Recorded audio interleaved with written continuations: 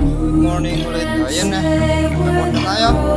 Tapos na Sir Jemar na factory. Itong mga kon natin bago natin i-release. Muscle cook po natin. Tapos ito naman si Bella ay standing head sa ika 6 days. Yan, pinakon natin ng 4 odorant. Standing head siya. Yan si Sir Jemar Monte ng Atlas Beach Company. Yan, distributor ko dito sa public. Isa nila si Sir Pinius.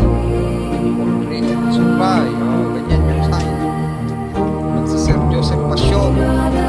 Laki ko lang sa school account nila. Jemar Monte. Ganyan pag standing head para maraming anak. Para magsisilang ulit ng 14.